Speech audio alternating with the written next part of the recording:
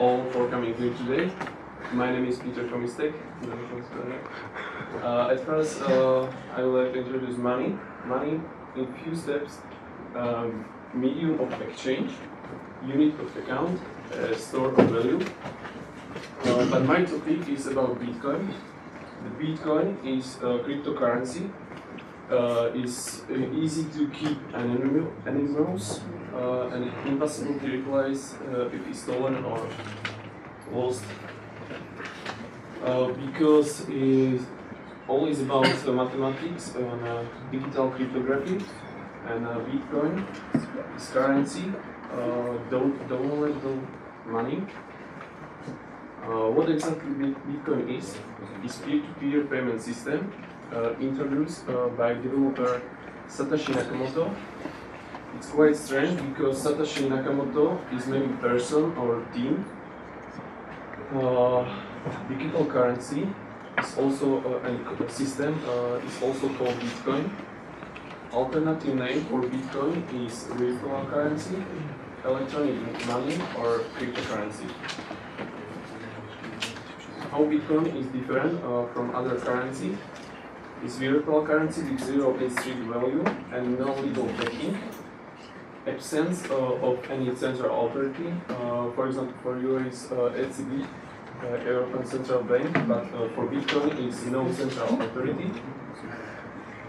Goals of Bitcoin is achieve longer run, price level stability, and drives transaction cost to zero.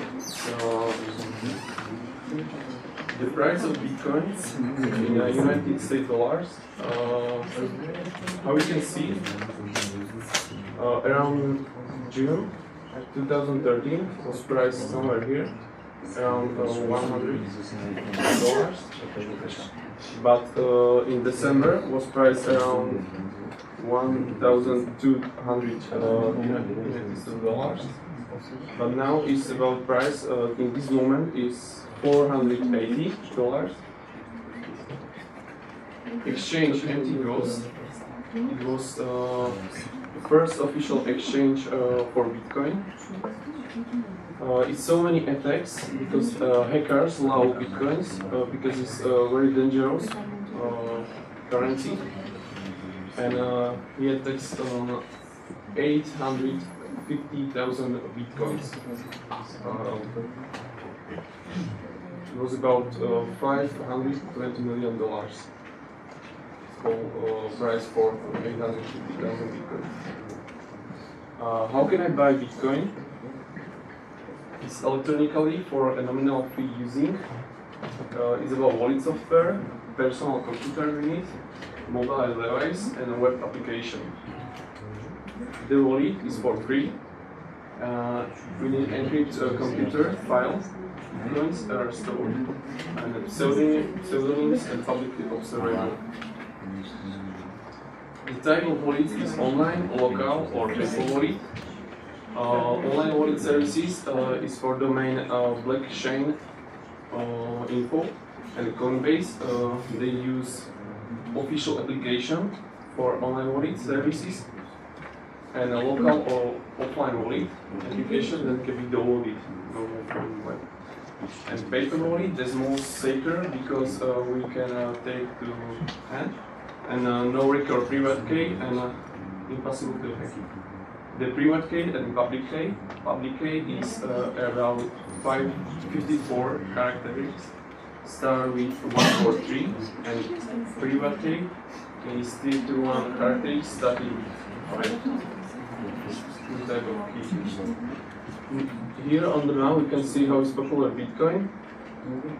It's more popular in United States, also in Brazil, in Europe. For example, in Netherlands we can pay Netherlands, Germany. Oh, okay.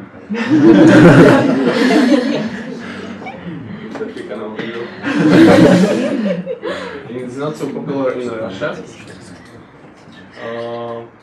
David Andolfoto, sorry for my pronunciation, is the vice president of Fed of St. Louis, and he said or calls Bitcoin a stroke of genius. because Bitcoin have changed like currency adapt or die.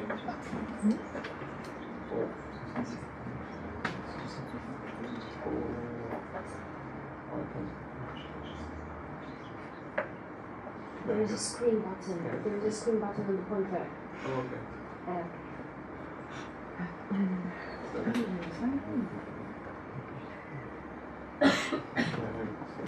And how can I protect my bitcoins?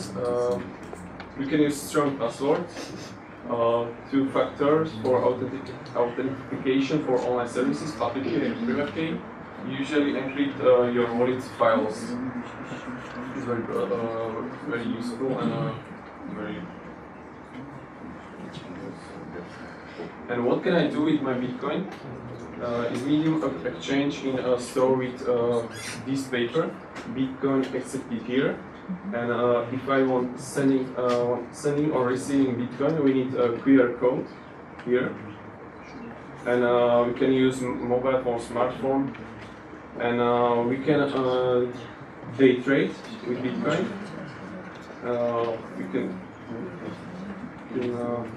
sell or buy Bitcoin on a exchange. Open code. Is Bitcoin good investment? For guy Christopher Koch is from Norway. He bought during the thesis in 2009 for $27, 5,000 Bitcoin.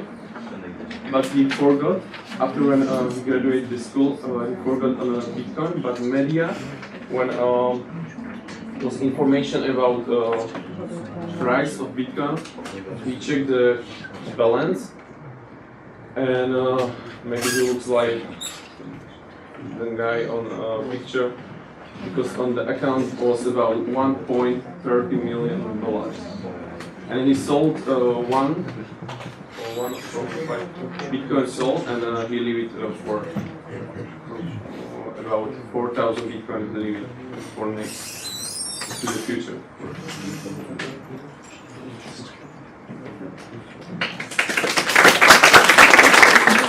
That I can stand here, and my topic is my bachelor thesis named Marketing Communication of Southern Theatre in Opava.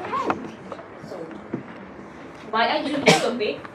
It's simple because I study marketing and management, and I like marketing. It's part of my hobby. And why I choose the theater? Because of course the theater is my hobby, and I know the economics from the theater, and I'm of course the customer of the theater. So, what about the content? First of all, I'm going to speak about the goal of this thesis, some theory about marketing communication. You will hear something about Sarajevo theater, and on the end I'm going to speak about conclusions and suggestions. So the goal of the thesis was suggestion for the better communication of Sarajevo theater. And how I achieved it? First of all, I found some theoretical information about marketing communications. Then I got some secondary research from the theater, and I created primary research and some results. And based on this information, I had some conclusions and suggestions. So let's speak something about the theory of marketing communication. Marketing communication is realized by communication mix, and communication mix contains of advertising, sales support, public relations, personal selling, and direct marketing. About advertising, it's a paid or unpaid form of promotion of services or products, and the main functions are informative, persuasive, and reminder. Sales support is faster sales in short term. And it's not about sell something to our customer, but to get more information about them. Because based on this information, we can improve our products or service. And the main tool of sales support is merchandising. And I have a question. Do you know somebody what is the merchandising? What does it mean? You can only raise your hand if you know it. Okay. Okay, and merchandising is the right product on the right at the right place, at the right time, in the right quantity, and at the right price. Is it okay? And about public relations, is the plan how to create trust and relation with our customer and public, provide or organize activities, and create promotion of new products. The tools of public relations are actually publicity, events, lobbying, and organization of advertising. And about the sponsoring, it's part of public relations and commercial communication. Sponsor gives some materials or financial help to company sponsor. And of course, sponsor wants to have better image and better brand awareness.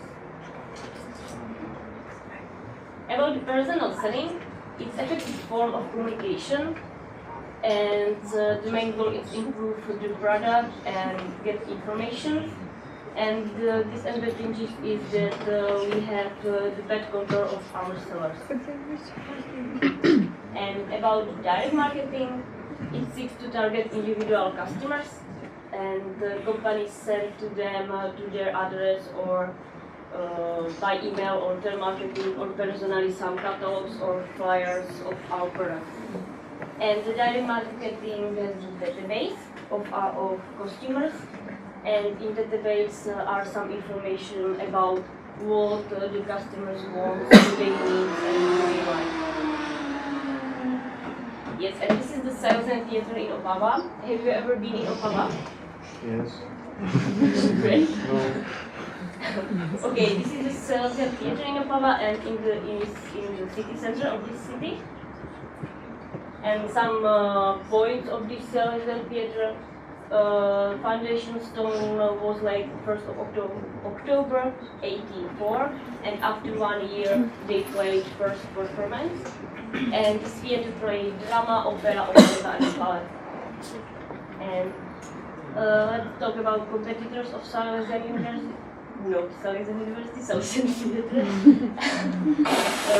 It's a theatre in Ostrava and public theatre in Opava. But I think the main competitors are cinema, shopping center, beach center, and aqua parks. And the reason is that nowadays many people like more relax or make better our body and this stuff. So they prefer, for example, fit center or cinema. What do you prefer from these competitors? Cinema? Somebody else? Okay. Fit center. Okay. And what about my marketing research? I use the method like questioning and own observation. I use survey technique, and type of research was quantitative. And I asked the customers of theatre, and I had an unexpected obstacles. Yes, about my questionnaire. In questionnaire had 18 questions, and I asked 150 respondents in this theatre. And I chosen only a few questions and answers for this presentation. So first up, as you can see, the most preferred genre of theatre is drama and opera. Next question was that which promotion materials do you prefer, and it was monthly program and internet. And if do you want to have sales support? 60% of respondents said that yes, and 40% it doesn't matter on it. And what about my suggestion? The first and most important suggestion is that the theatre should increase the number of human resources in marketing department, because in marketing department work only 2 women, and I think it's not enough for the marketing area. but this theater haven't enough money for more employees. So my suggestion is that they can use students of marketing, because students need experience for this area. So I think it's a good way to solve it. Next, they should more use direct mail for their customer or schools or companies, and they can be more in touch with them. They can send them, I don't know, some news, invitations or wishes for their birthday or Christmas, etc. And they should use media promotion. They used radio, but it was most expensive and without results. So my suggestion is that they should use TV Polar for some news or invitation for performances, and local newspapers. About sales support, it's about some coupons, competitions and this stuff. And after my thesis, I suggest them about flash mob. Do you know something? Do you know somebody about flash mob? What is it? Or have you ever seen flash mob? You can raise your hand.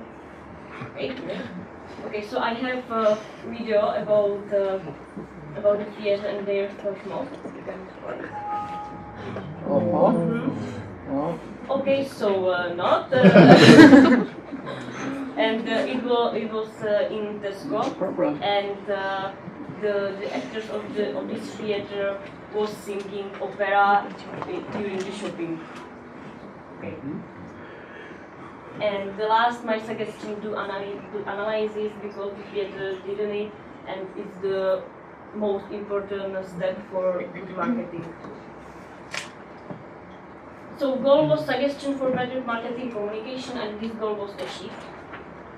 And about my conclusions, marketing communication of Salesian theater is on good level, and Salesian theater use my suggestions. Do you have any questions?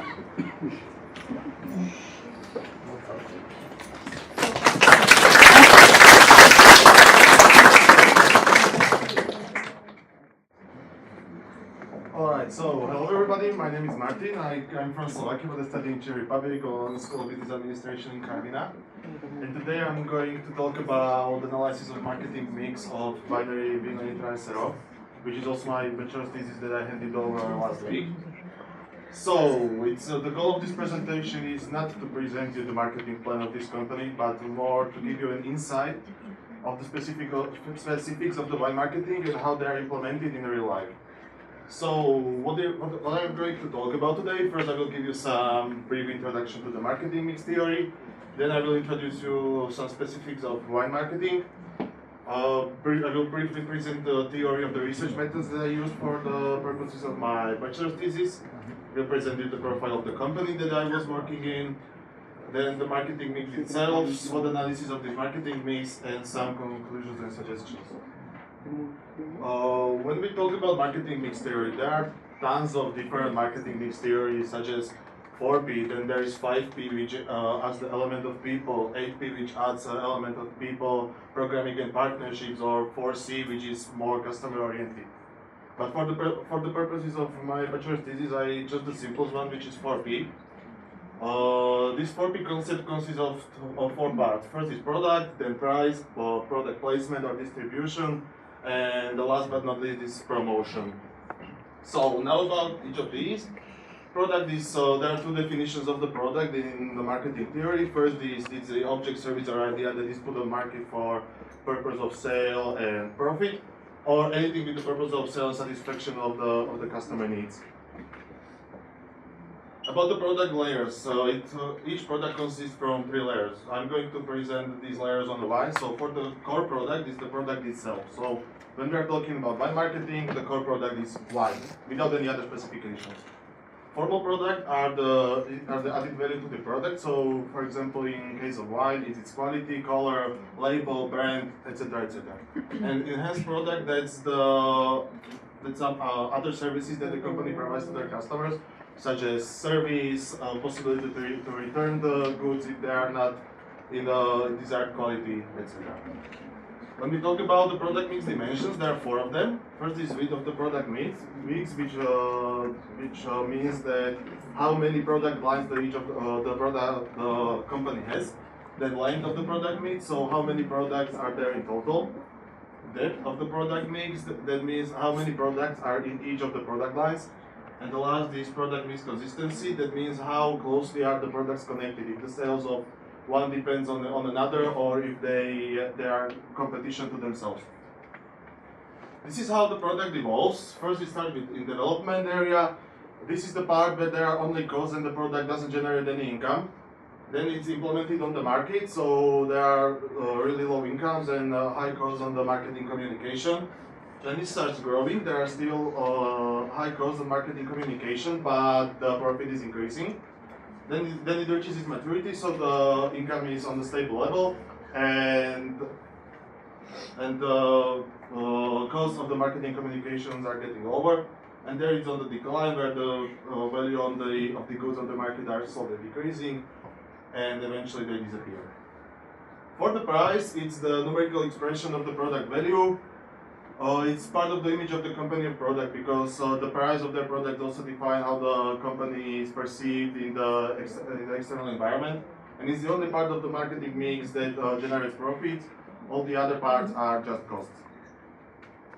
For the goals of the price policy, there are several profit increase, because, like as I said, it's the only part that generates income. Increase of the market share, and therefore the sales development, so increase in the volume of sales.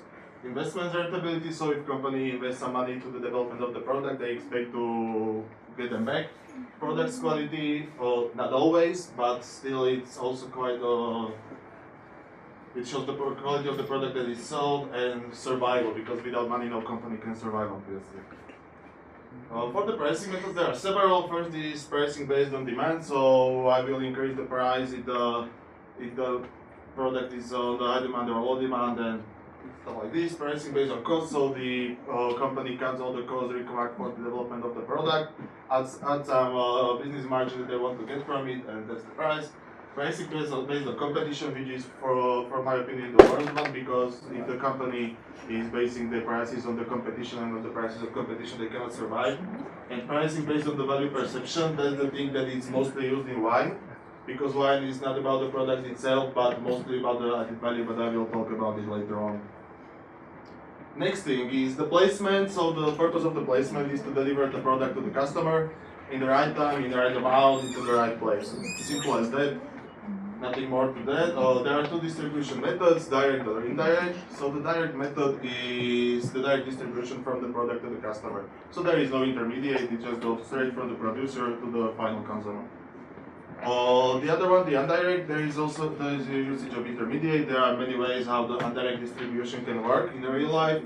For example, producer to the agent sell it to some establishments such as restaurants, pubs, etc., and they sell it to the final customer. Producer retail customer, or producer wholesale retail customer, that's more like the stuff that you can buy in the shops, and so on. Last but not least is the promotion, which is also called the marketing communication of the company, which consists of these 5 parts, as Adel said before. First is advertising, sales support, public relations, personal sales, direct marketing. Advertising is the any paid of non-personal form of promotion, because it's not targeted on any specific customer, it's more targeted more on the group of customers.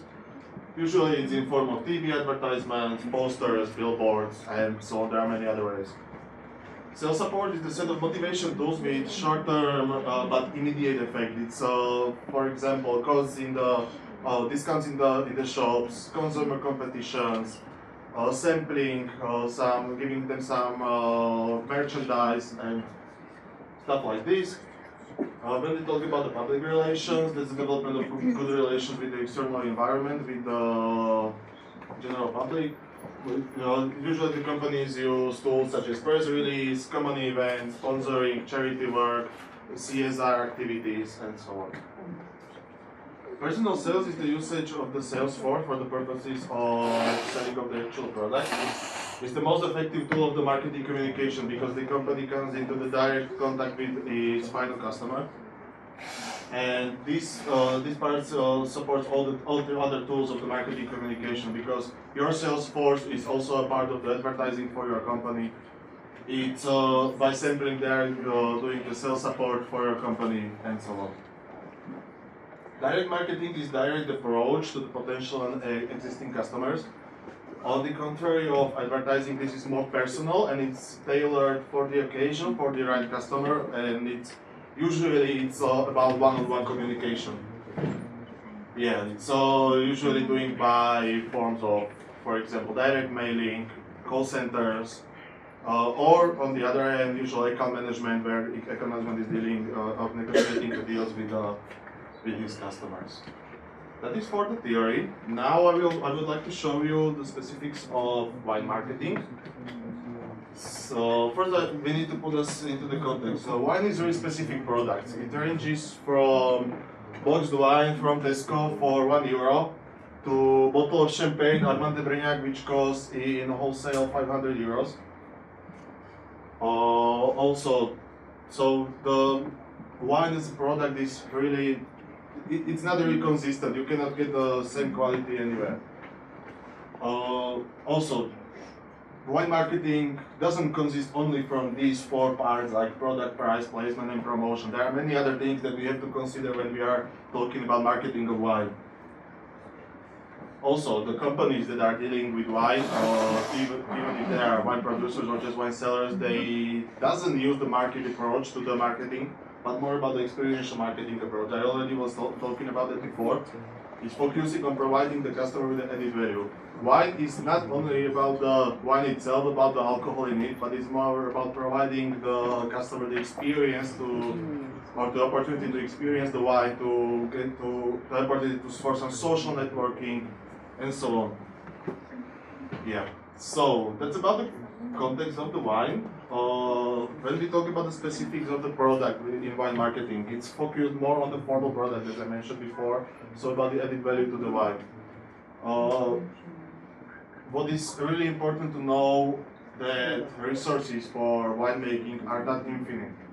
There is always a possibility that the seller or the winery will run out of the resources for the certain vintage, or they will not produce any wine at all in the certain kind. High quality wines are not fast-moving consumer goods. When it comes to the high quality wines, there is really the setting of the wine needs to be tailored for each specific customer, because it can happen that for example, restaurant can sell only one bottle of €600 champagne per year, but still it needs really great work with the customer himself. And each bottle of the wine has individual personal value, because each bottle of the wine is different. Now, when we talk about the price, I would like to ask you, what is the price of the most expensive wine you have ever tasted? In euros or in Doesn't matter. 800 Czech crowns. So €30. Anybody else? 100 euros, okay. For me, it was Dom Perignon for €200. I guess that almost everybody knows or at least heard about this brand of champagne. In fact, it's nothing special. It's just a sparkling wine, not worth the price. The thing is that, for example, Dom Perignon is part of the large conglomerate Louis Vuitton, Moet Chandon, Hennessy, which puts a really huge amount of money to the marketing, and then it reflects on the price of the wine. Also, what is interesting to know about the price of the wine, it doesn't evolve the same way as in the other products. For example, when we talk about the steel, it loses its value over time. When we talk about some artistic pieces, they gain their value over time. But when we talk about wine, first wine is created, then it gains its value, but then it loses it again. It reaches its peak, but then it falls down. For example, on the bottom picture, this is the bottle of Chateau Lafite, one of vintage 1787, which was sold on American auction for $160,000. And as a wine, it doesn't have any value at all. It's really just a vinegar now. There is no wine that can survive over 200 years. So that's the interesting thing about the evolution of the price. Price strategic factors for the wine are several. Like there are also the usual, which are all the other products, but these are the most important ones. First is vintage. Vintage is the year of the production of the wine. It determines its potential for maturity and also it determines its overall quality. Second one is rarity. As I said, the resources for wine are not infinite. I will tell you a story about this wine. This is the Screaming Eagle Sauvignon Blanc that was made by a small American winery in a volume of 600 bottles, which were introduced on the market for $250 per bottle. As they produce high quality wine, and only in a limited amount, the actual market price jumped almost instantly to 2,000 American dollars per bottle, and currently it's the most expensive Sauvignon Blanc anywhere in the world. Next thing that influences the price of the wine is the story. Does anybody know who this guy is? No. This guy is called Robert Parker, and currently he's one of the most influential wine critics anywhere in the world. Here is his story. In 1982, he forecasted the success of red wines from Bordeaux. Everybody was laughing at him because they didn't believe him, because those wines at that time really sucked. But then, after the time, the wine started evolving, and almost everybody acknowledged his opinion, and it brought fame not only to him, but also to the wine itself. Still, nowadays, Bordeaux from 1982 is more expensive than 1983, while 1983 is still much better than the previous one. Sorry, but it keeps its price simply because of this story. So that's for the price. For the placement, there are several channels that we can use for the selling of the wine. For instance, wholesale and retail, so the shops, specialized wine shops which have the specialized personnel for that, gift shops with some delicacies. Cellar sales, so you can buy wine directly at the producer with a really different atmosphere, and also in the gastronomy where you should get the professional service for that. When we talk about the distribution, there has to be special storage conditions, because if they are not, if the requirements for the storage of the wine are not met, the quality decreases rapidly. It has to be a appealing place of sale, because you cannot just put them in the shelf like you can see in the stores. You cannot just put there a bottle of €100 wine just like that. So it has to really be an appealing place, tailored to the occasion. And one wine doesn't mean that it can use only one distribution channel. There are wines that are being sold both in the retail and wholesale and in the gastronomy. When we talk about promotion, especially in Slovakia, there are legislation restrictions for advertising. For example, that in our legislation is that you cannot put advertisement of any kind of alcohol to the TV before 10 p.m. if you don't want to pay a fine. So the wineries have to focus on other tools of marketing communication, and there is no usage of direct marketing, because doing a direct mailing or using a call center to sell wine is it's impossible. It's not suitable for this product. So now, really briefly, to my research methods that I used in my bachelor thesis, it was interview and Can you make it a little? yeah. Okay. Make it brief. So first, I interviewed the commercial director from the company with the questions prepared beforehand and focused on the marketing of this company. Nothing more, nothing less. Second is that SWOT analysis. It's just a tool of the strategic planning that analyzes the internal strengths and weaknesses and external opportunities and threats. So, to the short introduction of the winery Vino Nitra. It is a winery with 50 years new age history, with production of 7 million liters of wine per year, with 700 hectares of wine own vineyards, and except for Slovakia, it operates in Czech Republic, Poland, USA, Japan, and China, with its own wineries. So, for the briefly for the marketing mix of this company, it has 5 separate wineries, 10 product lines, and 110 products in total. Product lines are several. They are listed from the worst to the best. The price range, I will put it. So price is there is cost-oriented pricing method. So they count all the costs and then add approximately 50% margin to that. The price ranges from €1.80 for the cheapest, for the €15 for the most expensive when we talk about the seller sales, so directly from the producer. Price-changing factors are several. What I want to start by is the SKČ, which is state control number. That is the thing that in Slovakia, every wine with attribute has to get this sticker, which increases the price of wine by 50 cents per bottle. Placement, they use their own shops, or they sell the wines in the wholesale and retail shops and in the gastronomy. They have 5 own shops with 1 key account manager to these shops, which directs them all together. Prices are same in the as in the company catalog, and here are the several product lines that are sold in these shops. And also the retail is the direct distribution, so directly from the producer to the shop. They have 1 commercial director with 4 regional managers. All the product lines except for Chateau Modra Premium and Terroir are being sold in wholesale and retail. For the customer, they don't have main distribution channel. They use all the possible distribution channels for the gastronomy. They have 1 commercial director with 6 sales representatives. These are the product lines that are being sold there. Promotion, these 3 tools: advertising, sales support, and public relations. For advertising, they use local press, specialized magazines which are focused on wine, and they do their advertising on gastronomy fairs. For the sales support, they use discounts, just usual tools: consumer competition, personal education, wine taps, installation for the shops, and sampling. For the public relations, it's the participation on wine events and wine fairs. What is really good is that the top management, actually the CEO of the company, is doing the wine tastings, which can get them really close. So, brief presentation of the SWOT analysis. What I want to stop by is that the production is divided to 5 vineyards. It can protect the production of the winery. I will finish really quick because I'm getting closer. okay. It will protect the production of the winery because there are some unexpected events that can occur, such as milliosis of the wine. And while one of the vineyards is attacked by this disease, the other 4 can still produce wine.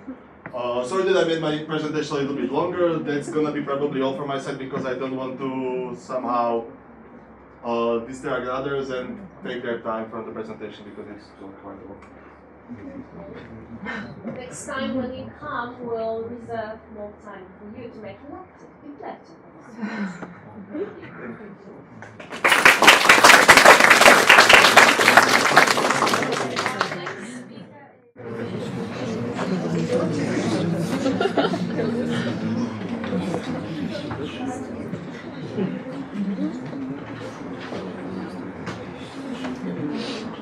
So hello, my name is Jana Mekišková, but if you will want to ask me something, you can call me Jamie. And I will have a little bit shorter presentation than Martin, don't worry.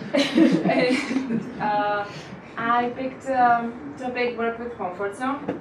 Of course, I arrived with Czech delegation and the university in Karviná is called, of course, an economic university, but I'm a little bit interested in psychology topics.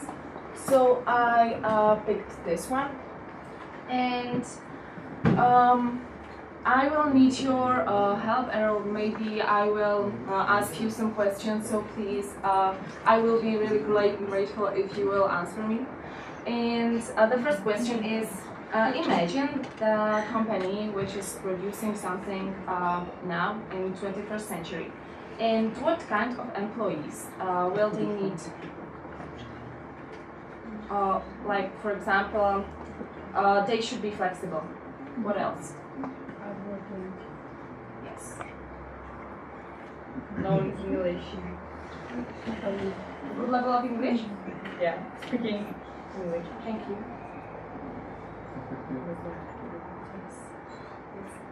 Yes, of course. And that means that all the time we have to step out of our comfort zone. But my question is, do you know what is comfort zone and uncomfort zone? Or yes, no? Yes, thank you. Just I will explain it. Of course, comfort zone is something, or it's a place where you feel really comfortable. For example, you, I don't know, wake up and clean your teeth. It's absolutely normal to you. You dress up and go to university and learn something. But for example, now I'm really nervous and it's really uncomfortable for me. So I need to step out from my comfort zone and do something which is not comfortable for me. Probably you know lots of these inspirational quotes and pictures. And of course, that's true, that we need to behave and we need to step out of our comfort zone to, let's say, be better employees for our future employers. And I will tell you a story. I was traveling with my friend, and he was telling me some his problems, etc. And I came up with a question: if he can tell me, like, what situation or what feeling can make him really happy. And he didn't answer me because he didn't know it. And ask just yourself, which situation or I don't know, which emotion or which person can make you really happy. Okay, just ask yourself. And can just, who answered already? Who know it? Only one person? Of course, it can be, I don't know, family, it can be your boyfriend, girlfriend, it can be studying at the university. And this is a, I can say, cliche, that of course you know that do what you love and love what you do. And it's going hand by hand with stepping out from comfort zone. Because sometimes it will take a lot of energy to do what you really love and what you really want to do in your future. And do you know golden circles? Made by Simon Sinek, by the way. And I will tell you why, why you should work with your comfort zone and how you can do it. I have chosen, let's say, 2 tools which can you use, and of course, what can a work with comfort zone bring to you. So the first is why. Why is core of everything, I can say. So, for example, ask yourself why you should work with your comfort zone, why you should step out and do things which are not so comfortable for you. For example, I don't know, it can be your personal development, it can be impact on society. The next one is how. So some tools which can help you to step out more comfortable, I can say. So the first one is the top line. It's goal setting, and this method is called SMART goal setting, and it's really easy. It's SMART. Of course, the goals should be specific, should be measurable, should be attainable, relevant, and time bound. So, for example, I want to lose 5 kilos until the 1st of June. It's specific, of course. It's measurable, of course. It's relevant, maybe. It's time bound, of course. So it's really easy, and it can help you to move yourself somewhere which you want to be. And the second one, do you know TED videos? Like this page is full of motivational videos, and I saw a video, and the speaker was speaking about 30 days challenges, and it was really interesting because you can, I don't know, I will not eat the chocolates for 30 days. And it's only just for you that you will keep it, and it's only a challenge for yourself. So for example, I will read 5 pages per day for 30 days. And it's just deal for yourself, and it can help you to move forward. Yes, and what? And this is a question for you. What can work with your comfort zone bring you or bring to you? And it can be success. It can just bring to you good feeling that you do something for you. It can be connected with your personal development. And this is my first slide. Last slide, sorry. It's just my favorite quote, I can say. And just think about it. Think about the slides, about the questions. And if you will have any questions, just ask me later, because I don't know if we have time. And thank you for attention and for...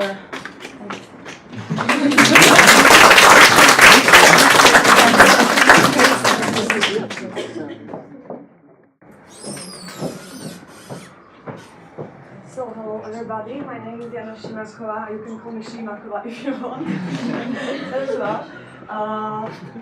Second important information is that I'm the last one here, so after my presentation we can have a lunch. So this is another good news for you. And now let me introduce my topic of this presentation, which is estimation of the J-curve effect in the foreign trade of Czech Republic. Other words, we will focus on the relationship between Czech koruna exchange rate and Czech trade flows. If we want to concentrate on this issue, we can choose from two basic ways. The first way is to research the effect of exchange rate volatility on the trade flows, and the second way is the way which I've chosen for this presentation. It's the researching effect of exchange rate levels on foreign trade. From the theoretical assumption, there can be stated that currency depreciation stimulates exports and curtails imports. Because after a depreciation, the exports become cheaper in the foreign trade, and the imports become more expensive for domestic economy. So this will show as the improvement in the trade balance. From the empirical testing, can be stated that many countries do not respond as predicted. This can be because of many reasons. One of these reasons is the choosing of the methodology, choosing of data or time series, and so on. But one reason can be, as you can see, the different results can be caused by different structure of foreign trade, as the elasticity of trading goods is the basic precondition to match the Marshall condition. This condition is states that the sum of demand and sum of import and export demand elasticity has to be at least 1, and then the depreciation of the depreciation of foreign currency can be followed by increasing in trade balance. Here you can see the J-curve pattern. As you can see, after the depreciation, there is at first a decreasing of trade balance. So it's the first part of this figure. It is caused because of some lags in changing consumer patterns, or it can be caused because of some delivery time, and the traded goods can be purchased under the contracts which are long-term and so on. So the Marshall condition isn't met at the first time, at the first period, but from the long-term perspective, there is improvement of the trade balance. Here you can see 3 groups of studies which concentrate of this J-curve. The first group studies uses aggregated data, but these studies can suffer from aggregation bias because they used aggregate income of foreign trading partners and effective exchange rate. And this effective exchange rate can cause that at one time one currency can depreciate and one currency can depreciate in comparison to the domestic currency. So the newer studies employ disaggregated trade data at bilateral partners level, and the newest studies disaggregate more of this data into the industry level. So what is the motivation and aim of the paper? Czech Republic is a small and open economy, so it relies on export revenues to promote economic growth and depends on imports to supply large-scale production and demand. This can be shown on this ratio of openness. This is total trade turnover over the GDP. It was in 93 74.1%, and now it's almost 152%. In 2012, what was the last estimated year. And as is shown in OECD study, the small economies tends to be more impacted by currency depreciation than the larger one. So this perfectly suits to Czech Republic. Another important factor is that Czech Republic is post-communistic economy after the most turbulent part of economic transformation, and there is lack of empirical studies on this issue, but not concerning the Czech Republic. So the aim of this study is to examine the effects of exchange rate change on trade flows in the context of disaggregated industrial data in Czech Republic. Here you can see model, two equations. One is for long-term relationship, the second one is for the short-run relationship. Only there is written that trade balance is function of domestic income, foreign income, and exchange rate. So it's not so difficult as it seems maybe. The data which were used are made monthly data from this period, and they were disaggregated into 10 product groups based on SITC classification. Here you can see these 10 product groups, and here you can see average shares of product groups on international trade with analyzed countries. The selection of these countries was based on the share on the total trade turnover with the Czech Republic. So the first line is total share on the total trade turnover, and other lines are for different traded product groups. You can see here that Germany is the main trading partner of Czech Republic. At first, you can see here the bilateral J-curve for Austria. As you can see, it doesn't resemble the letter J as the economic theory supposes, so it's totally different. Here with the Germany, it's only partial J-curve, so it decreases at first, then improves, but not on the level upper than the initial one. Here is the bilateral trade with Italy, again an old J-curve. Here are J-curves for trading with Poland.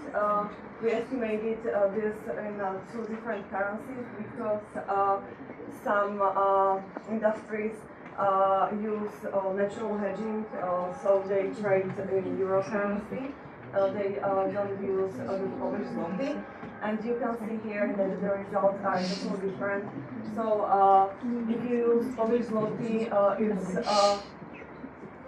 impacted in the bad way, and if you use euro currency in better way, but it's maybe because of the structure of the foreign trade with Poland. And here you can see the J-curve only in France, and with Slovakia you can see the inverse J-curve, so it means after depreciation there is improvement of trade balance, and after this from the long-term perspective there is between them. After this, the data were disaggregated on the industry level. Maybe it's not very important for you, this table, but you can see here that if there is R1, so the time series are integrated, so there is long-term relationship between each traded product groups and the exchange rate. And the red ones are the legs. There can be seen that in the product groups which are transport equipment, manufactured goods, the lags in the recognition of this change in the exchange rate is longer. Another table which is important for me, maybe not for you, is you can see here the estimated parameters of the equations of the modules stated in previous slide, and the exchange rate ER should be with plus or should be positive, because after depreciation the trade balance should improve. But as you can see, this cannot be stated for Austria and for product group T7, so it means transport equipment. Another, maybe I will conclude it in conclusion. So, conclusion, from the bilateral level, the long-term effects confirm that there is long-term relationship. The time series are integrated, and the depreciation of Czech koruna has positive effect on all investigated trade flows except Poland. From short-term effects, the typical J curve, as you saw, was only with France. The inverse was with Slovakia and partial with Germany. And when we disaggregated this data into the industry level, we confirm again the long-term relationship between these time series, but unfortunately the short-term effects and estimated parameters were insignificant. So the typical J curve effect wasn't revealed in any industry in this paper. So thank you for your attention.